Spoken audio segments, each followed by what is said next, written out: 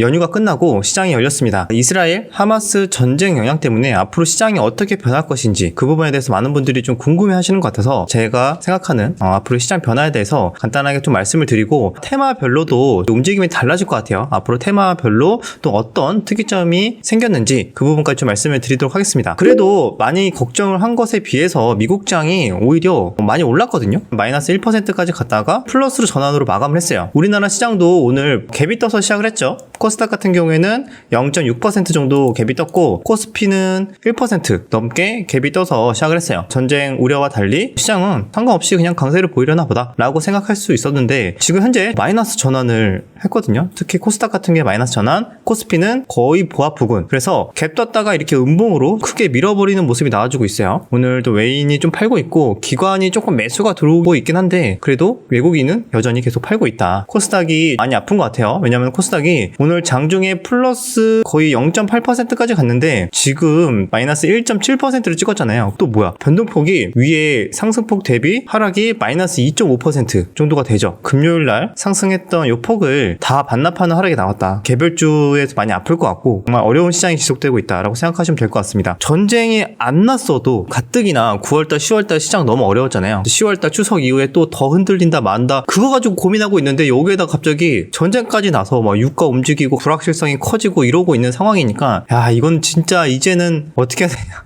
다 팔고 떠내야 되냐, 이렇게 생각하시는 분들 정말 많은 것 같아요. 그래서 테마별로도 좀 희비가 많이 갈리고 있거든요. 원래 이전에는 우리가 일정 관련해서 네옴시티도 아직까지 재료 살아있다 이렇게 보고 있었는데, 하필 네옴시티 일정 얼마 안 남았는데 왜 중동에서 전쟁이 나는 거야. 야, 이거 진짜 당하신 분들도 있을 것 같다. 저도 개인적으로 오늘 오전에 아닌 것 같아서 조금 일부 좀 손절이 나가기도 했는데, 네옴시티 같은 경우가 이스라엘 하마스 전쟁 이후로 가장 큰 피해를 보는 좀 테마이지 않을까라고 생각이 듭니다. SY부터 해가지고 키림, 유신 이런 종목들, 그 다음에 모아데이터 다 일제히 추세가 완전히 이탈되는 모습이거든요. 그 이유 중에는 아니 사우디가 전쟁하는 것도 아닌데 왜 그러냐 라고 생각하실 수 있겠지만, 사실 중동에서 이런 또 전쟁이 나기 시작하면은 사우디가 맘 편하게 네옴시티를 적극적으로 당장 추진하기에는 어려울 것 같다. 당장 그것보다는 이렇게 지금 정신없는 전시 상황 속에서 이번 달 말에 예정되어 있었던 게, 국내 10대 총수분들이 사우디로 가서 이제 수주 총력전을 하기로 예정이 돼 있었잖아요.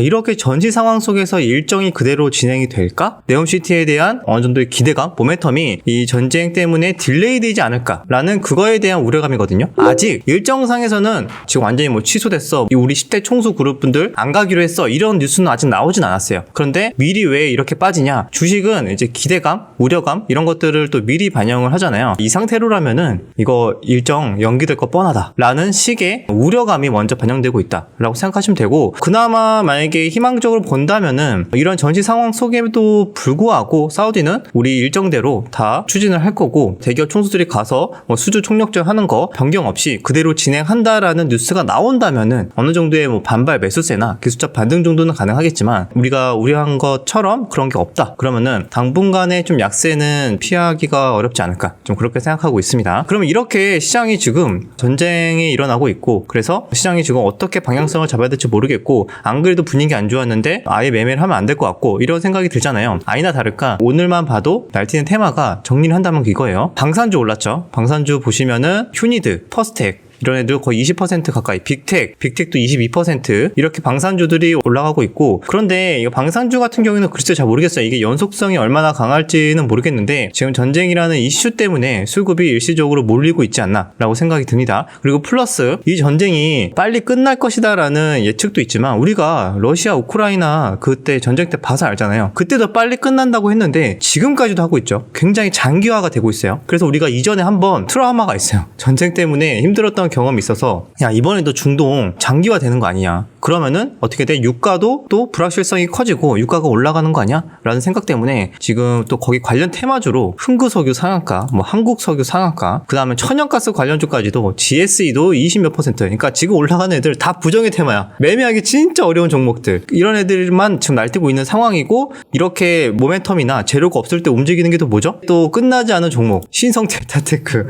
초전도체. 야, 우리 이럴 거 없을 때 우린 재료 아직 살아있다, 우린 전쟁 필요 없다, 세상을 바꿀 볼 거니까 필요 없는데, 그래서 오늘 장중에 무려 20%까지 슈팅이 나와서 거의 전고점 아주 친절하게 여기에 물려있던 사람들 다 탈출을 시켜줬어요. 근데 지금 당장은 일단 윗꼬리를 길게 단 상황이긴 한데 지금 가는 애들이 이런 애들밖에 없어요. 신성 델타, 그 다음에 양자까지. 양자도 오늘 뭐 우리로, 엑스게이트 이런 애들이 장중에 또 변동성을 또 살벌하게 나와주고 있다. 그러면은 네온시티 꺾였고, 네온시티 지금 살짝 모멘텀, 하필 중동 전쟁 터져서 모멘텀을 잃었다. 그나마 재료가 살아있는 일부 바이오 애들, 한올 바이오도 많이 안 빠지고 있고, 그 외에도 뭐 신신제약, GI 이노베이션 차트 추세 여전히 양호하고, 비만 치료제 종목들도 펩트론, 인메티지랩 차트가 음봉이긴 하나 뭐 아직까지 하락이 그렇게 위협적이진 않아요. 그래서 이 외에도 몇몇 바이오 애들, 뭐 ABL 바이오에도 양봉을 유지하고 있고, 그래서 이렇게 바이오 몇몇 재료가 있는 애들 위주로 그나마 좀 버티고 있고, 나머지 개별주는 로봇도 그렇고 다 무너지고 있어요. 그래서 로봇도 지금 많은 분들이 이거 끝난 거냐 진짜 이거 많이 뭐 여쭤보시는 분들이 많은데, 두산 로보틱스가 정말 이렇게 상장하고 나서 그다음에 약세를 보이고 있기 때문에 단기 재료로는 완전히 끝났다고 볼 수가 있죠. 근데 우리 아직 기다리는 거 하나 있긴 하잖아. 하반기 정부에서 로봇 첨단 산업 육성 정책 관련해서 비전이 나온다고 했는데 아직까지 정확한 일정이나 이런 것들은 안 나오고 있거든요. 근데 아직까지는 로봇 산업에 대해서 정부 차원에서의 발표가 남아있긴 합니다. 그나마 정말 로봇 끝났느냐 하시는 분들이 위해서 한 가지 일정 같은 경우에는 그게 하나 있는데, 사실 근데 언제 나올지 몰라요. 상반기 때도 한다고 했다가 미뤄져서 이번에 하반기 때 연기가 된 거거든요. 그래서 이번에도 그게 나올 거는 좀 남아있으나 그래도 단기간에 재료는 다 끝났고 차트 추세도 어느 정도 중요한 가격대나 이런 라인을 좀 이탈을 하고 있기 때문에 당분간은 좀 조심해야 되지 않을까. 시장에 따라서 좀 움직일 확률이 높을 것 같아요. 그래서 지금 그나마 살아있는 애들은 일부 바이오 종목, 그 다음에 뭐 이렇게 재료가 살아있는 일부 개별주 애들, 이런 애들 말고는 정말 매매할 게 없기 때문에 오후장 같은 경우에 저 같은 경우도 그냥 손가락 빨고 있습니다. 이거 괜히 이런 날 매매했다가 계좌 정말 살살 놓기 정말 좋은 날이거든요. 자, 그래서 한번 이제 정리를 해볼게요. 지수는 여전히 위아래 2%, 3%씩 움직이는 이런 변동성 장세 계속 움직일 것이다. 왜? 앞으로 이 이스라엘 하마스 전쟁 관련해서 어떻게 될지 지금 예상을 할 수 있는 분들이 많이 없어요. 그래서 이게 정말 장기화가 될 것인가, 금방 어느 정도 마무리가 될 것인가에 따라서 어떤 뉴스가 나오고 어떤 진행 상황이 오느냐에 따라서 증시는 2, 3% 반등이 하루 만에 나올 수도 있고, 오늘처럼 이렇게 크게 하락할 수도 있는 시장이 당분간은 지속될 것이다. 그러면은 이 말을 다르게 표현을 한다면은 전쟁이 앞으로 어떻게 전개될 것인가에 대해서 아무도 좀 모르기 때문에 불확실성이 커졌어요. 그래서 주식시장은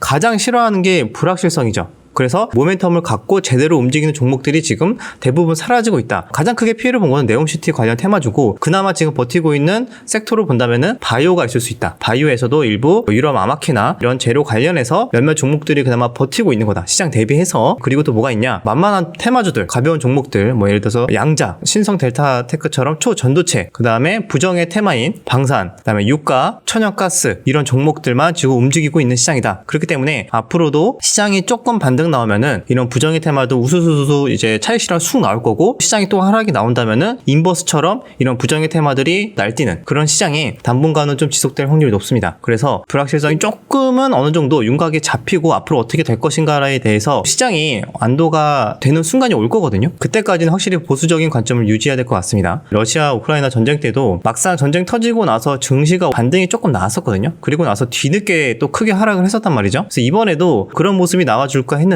일단은 오늘은 하루 만에 좀 하락 전환을 해서 투자 심리가 굉장히 안 좋아진 상황에서 이런 악재까지 터졌기 때문에 당분간 진짜 시장이 정말 재미없겠구나 라는 생각이 좀 들기도 했습니다. 저번 주에 미리 체크를 했던 게 이제 신용 물량이었죠. 신용 반대 매매. 그건 계속 유효한 것 같아요. 신용 반대 매매 물량 저번 주만 해도 여전히 뭐 19조가 있었다라고 했잖아요. 그게 정말 18조, 17조 정도? 그 정도까지 줄어들면은 단기 좀 바닥이 형성되지 않을까 그런 생각을 하고 있는데, 가벼운 개별 종목과 신용 물량을 체크하면서 앞으로도 좀 조심스럽게 대응하시면 좋지 않을까라고 생각합니다. 자, 여기까지 시장 앞으로에 대한 테마 어떤 식으로 흘러갈지에 대해서 제 개인적인 생각을 좀 말씀드렸고, 어떻게 될지 잘 모르겠다 하시는 분들은 관망하시면서 시장이 좀 안정될 때까지 기다리는 것도 좋다고 생각합니다. 여기까지 마무리하고 다음 영상에서 뵙도록 하겠습니다.